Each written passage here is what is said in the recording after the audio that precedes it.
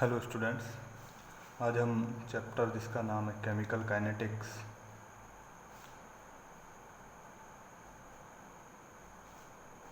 उसके बारे में डिस्कस करेंगे कि केमिकल काइनेटिक्स क्या होता है। इसको हिंदी में बोला जाता है रासायनिक बल गतिकी।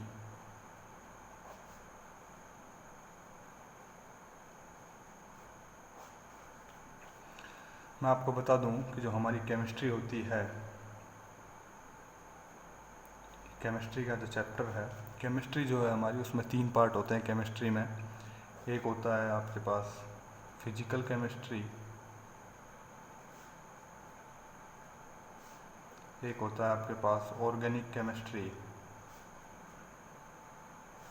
और एक होता है आपके पास इनऑर्गेनिक केमिस्ट्री।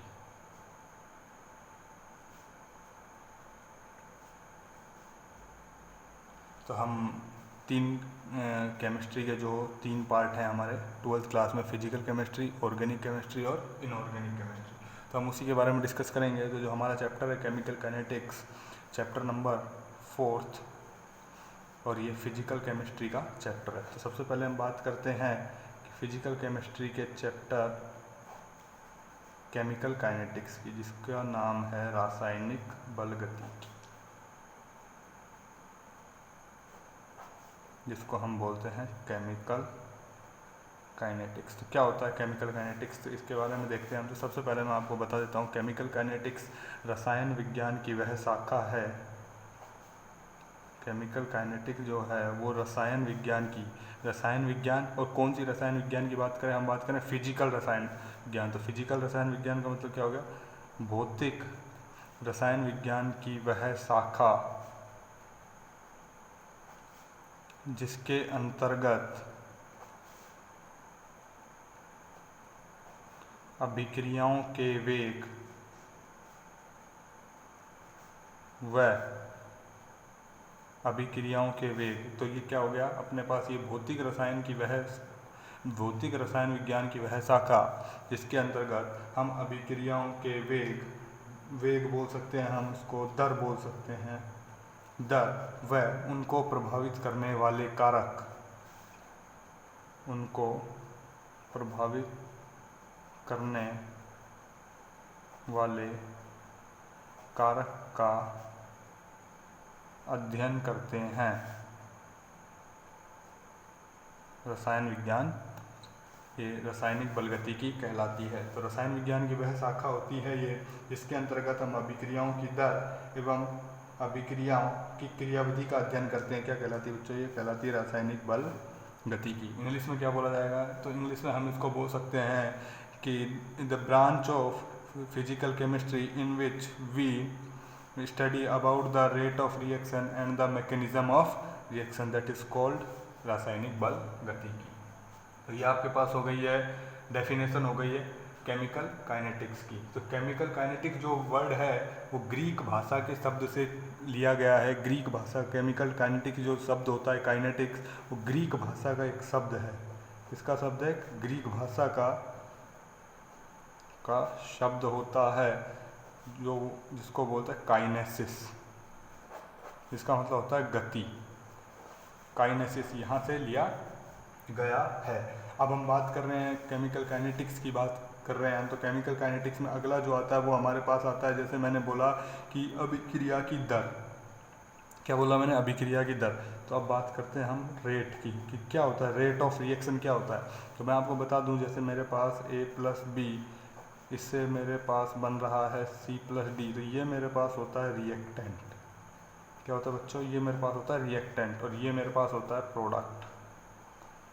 मतलब यहाँ से ये मेरे पास बन रहा है, A+B हो गया रिएक्टेंट, और ये C+D हो गया मेरे पास प्रोडक्ट। तो ये मेरे पास बन रहा है। तो अब मैं अभिक्रिया की रेट की बात कर रहा हूँ, अभिक्रिया की दर की बात कर रहा हूँ, रेट ऑफ रिएक्शन। तो रेट ऑफ रिएक्शन 2 चीज़ों पर डिपेंड करता है, एक तो उस अभिक्रिया के अभिकारक पर, या हम उसको बोल सकते हैं क्रियाकारक, उसके क्रियाकारक पर, और एक उसके उत्पाद पर। अब ये कैसे पता चलेगा, तो ये मैं आपको ग्राफ के हिसाब से समझा देता हूँ। जैसे कि एक मेरे पास एक ग्राफ बना दिया मैंने। ग्राफ में इधर तो है मेरे पास समय, जिसको बोल सकते हैं हम टाइम, और इधर है मेरे पास क्या, क्रियाकारक। सांद्रता, सांद्रता का मतलब कंसंट्रेशन ऑफ रिएक्टेंट। तो इधर तो है मेरे पास सांद्रता, कंसंट्रेशन ऑफ रिएक्टेंट, तो मैं इसको लिख सकता हूँ क्या, मैं इसको लिख सकता हूँ concentration of reactant. Concentration of reactant का मतलब क्या हो गया, कंसंट्रेशन ऑफ रिएक्टेंट का मतलब हो गया मेरे पास कि अभिकारक की सांद्रता।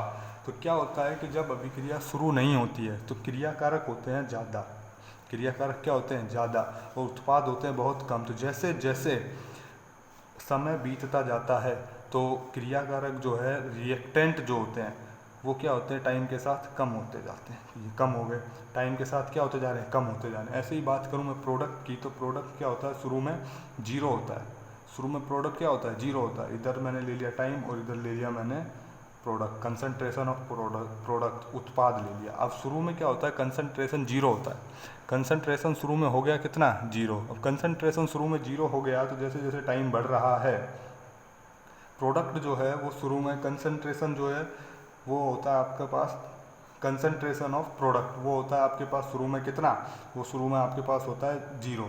जैसे जैसे टाइम बढ़ता जाता है वो भी टाइम के साथ बढ़ता जाता है, क्या, प्रोडक्ट जो है वो टाइम के साथ क्या होता जाता है, बढ़ता जाता है।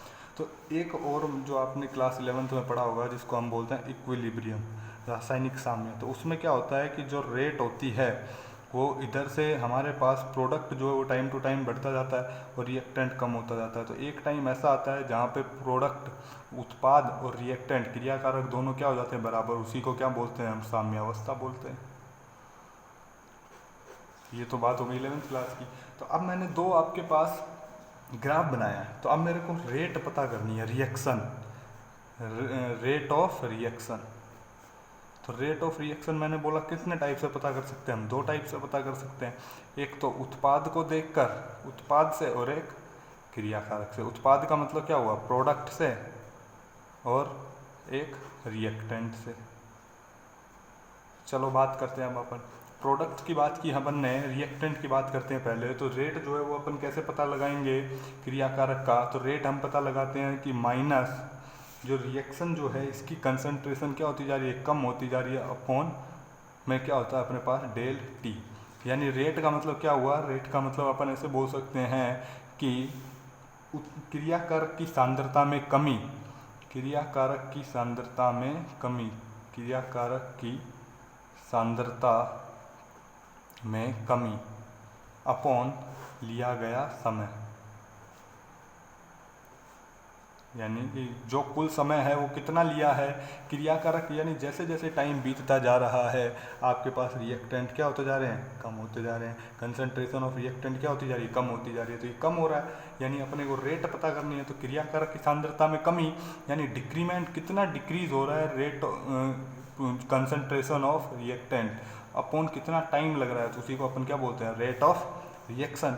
अब मैंने माइनस टाइम सिंबल क्यों लगाया है यहाँ पे, क्योंकि टाइम के साथ ये जो रिएक्टेंट की जो कंसंट्रेशन है वो क्या हो रही है, घट रही है। अब इसी को मैं दूसरे तरीके से बोल सकता हूँ, तो मैं ऐसे बोल सकता हूँ, यहाँ डेल्टा लगा दिया जाए, delta P upon delta T. इसका मतलब क्या हो गया, इसका मतलब हो गया कि टाइम के साथ जो प्रोडक्ट है वो क्या हो रहा है, बढ़ रहा है। तो यहाँ पे मैंने माइनस नहीं लगाया, तो यहाँ पे क्या हो गया, यहाँ पे हो गया कि उत्पादों की सांद्रता में वृद्धि, उत्पादों की सांद्रता में वृद्धि अपॉन कुल समय, कुल समय कितना हुआ। अब मैं बात कर लेता हूँ यूनिट की, किसकी बात कर लेता हूँ, यूनिट। यूनिट का मतलब क्या होता है, इकाई। इकाई का मतलब क्या हुआ, जो रेट ऑफ रिएक्शन है हमारे पास उसकी यूनिट क्या होती है। तो देखो जो सांद्रता, सांद्रता का मतलब कंसंट्रेशन, कंसंट्रेशन हमेशा होती है मोल अपॉन लीटर में, और टाइम किस में हो गया, टाइम मान लिया मैं सेकंड में, तो इसकी यूनिट हो गई हमारे पास mole upon litre into second inverse. या इसकी यूनिट हम दूसरे तरीके से ऐसे भी बोल सकते हैं, इसकी यूनिट दूसरे तरीके से हम ऐसे ही बोल सकते हैं कि mole litre inverse second inverse. ये रेट जो है आपके पास उसकी आपके पास क्या हो गई है, यूनिट आ गई। तो यहाँ तक की बात सबको समझ में आती है, कोई दिक्कत नहीं है। कि मैं वापस एक बार रिवीजन करा देता हूँ कि रासायनिक बलगतिकी जो है वो फिजिकल केमिस्ट्री का एक चैप्टर होता है। इसमें हम क्या पढ़ते हैं, तो इसमें हम पढ़ते हैं रसायन विज्ञान की, भौतिक रसायन विज्ञान की वह शाखा होती है जिसके अंतर्गत हम अभिक्रिया के दर और उनको प्रभावित करने वाले कारकों का क्या करते हैं, अध्ययन करते हैं। क्या कहा जाता है उसको, रासायनिक बलगतिकी कहा जाता है। ये रासायनिक, ये जो केमिकल काइनेटिक्स जो वर्ड है, काइनेटिक्स जो वर्ड होता है वो ग्रीक भाषा के शब्द काइनेसिस से लिया गया है, जिसका मतलब होता है गति। अब मैं बात करता हूँ, मैंने बोला कि अभिक्रिया के दर की बात करेंगे हम अपन। किसके बारे में बात करेंगे? रसायन विज्ञान की वह शाखा जिसके अंतर्गत हम अभिक्रिया की दर। तो बात करते हैं अभिक्रिया की दर होती क्या है, रेट होता क्या है। तो मैंने बोला रेट का मतलब क्या हुआ, रेट का मतलब कि कोई भी जो हमारे पास केमिकल इक्वेशन होती है, केमिकल रिएक्शन होती है, तो उसमें हमारे पास एक रिएक्टेंट होता है, उससे हमारे पास प्रोडक्ट बनता है। तो रिएक्टेंट से बन रहा है प्रोडक्ट, यानी कि टाइम टू टाइम रिएक्टेंट जो है वो तो होते जा रहे हैं कम, और टाइम टू टाइम प्रोडक्ट जो है वो तो क्या होते जा रहे हैं आपके पास, बढ़ते जा रहे हैं। तो क्या हुआ कि जो क्रियाकारक से जब उत्पाद बन रहा है, रिएक्टेंट से प्रोडक्ट बन रहा है, तो टाइम से टाइम ये क्या होते जा रहे हैं, कम होते जा रहे हैं, कम होते जा रहे हैं। तो मैंने ग्राफ से इसको यहाँ पे रिप्रेजेंट किया है, मैंने ग्राफ से इसको यहाँ पर भी रिप्रेजेंट किया है कि प्रोडक्ट जो है वो टाइम टू टाइम क्या होते जा रहे हैं, बढ़ते जा रहे हैं। अब मैंने बात की कि जब दोनों ऐसी कोई एक ऐसी कंडीशन आती है जब दोनों ये भी बराबर हो जाते हैं और ये भी बराबर, मान लो कि 100 थे और ये हो गए आपके पास 90। शुरुआत में ये 100 थे, ये 0 थे, ये हो गए 90 और ये हो गए आपके पास 10। तो ऐसा टाइम आएगा जब दोनों हो जाएंगे 50-50। इसको क्या बोलते हैं, इसको बोलते हैं हम इक्विलिब्रियम, यानी कि साम्य अवस्था। आती बात समझ में। अब रेट ऑफ रिएक्शन की बात कर ली मैंने, तो क्या मैंने क्रियाकारक की सांद्रता में कमी, कमी का मतलब क्या हो गया, डिक्रीमेंट, कि जैसे जैसे कंसंट्रेशन ऑफ रिएक्टेंट जो है वो डिक्रीज होंगे अपॉन में टोटल टाइम टी, उसको क्या बोलेंगे अपन, रेट ऑफ रिएक्शन। तो मैंने इससे इसको डिनोट कर दिया, इसको माइनस सिंबल क्यों लगाया, क्योंकि टाइम टू टाइम जो है इसकी कंसंट्रेशन क्या होती जा रही है, घटती जा रही है, किसकी, रिएक्टेंट की। और मैंने यहाँ पे माइनस नहीं लगाया क्योंकि जो कंसंट्रेशन है वो क्या होती जा रही है, बढ़ती जा रही है, कोई दिक्कत परेशानी किसी को नहीं है। अब अपन बात कर लेते हैं आगे, मैं बात कर लेता हूँ एवरेज रेट की। किसकी बात कर लेता हूँ मैं, एवरेज रेट की। एवरेज रेट का मतलब क्या होता है, औसत दर। एवरेज रेट का मतलब हो गया मेरे पास औसत दर, तो इसकी बात कर लेता हूँ मैं। तो क्या होता है ये देखेंगे, एवरेज रेट के बारे में बात कर रहे हैं अपन, एवरेज रेट, एवरेज रेट के बारे में बात कर रहे हैं। तो अभी मैंने ग्राफ बनाया था अभी आपके सामने, देखना बड़ा ही गजब ग्राफ है। एवरेज रेट की बात कर रहा हूँ, तो मैंने बोला कि यहाँ पे तो हो गया मेरे पास टाइम, यहाँ पे हो गया मेरे पास कंसंट्रेशन ऑफ रिएक्टेंट, यानी कंसंट्रेशन ऑफ रिएक्टेंट हो गया मेरे पास, यहाँ पे हो गया मेरे पास टाइम। तो ये शुरुआत में कंसंट्रेशन ऑफ रिएक्टेंट, रिएक्टेंट की जो कंसंट्रेशन है, जो सांद्रता है वो क्या है, ज़्यादा है, टाइम टू टाइम क्या होती जा रही है, कम होती जा रही है। तो मैंने बोल दिया कि T1 टाइम पे इसकी जो कंसंट्रेशन है, T1 टाइम पे इसकी कंसंट्रेशन थी मान लो R1, रिएक्टेंट है। फिर मैंने बोला T2 टाइम पे मान लो इसकी कंसंट्रेशन, ये T2 टाइम हो गया, कंसंट्रेशन थी इसकी R2। अब मैंने बोला कि T1 टाइम पे थी R1 और T2 टाइम पे थी R2।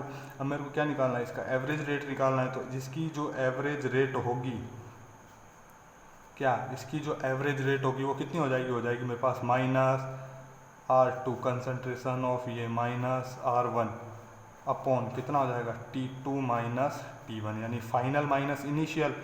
तो कंसंट्रेशन हो गई, फाइनल माइनस इनिशियल क्या हो गया, टाइम हो गया। ये आ गई हमारे पास क्या है, इसकी एवरेज रेट। ऐसे ही करके मैं दूसरे की एवरेज रेट निकाल दूंगा। तो रिएक्टेंट की एवरेज रेट आ गई मेरे पास। अब मैं निकाल दूंगा किसकी एवरेज रेट, प्रोडक्ट की एवरेज रेट निकाल दूंगा। कैसे निकाल दूंगा, प्रोडक्ट की एवरेज रेट।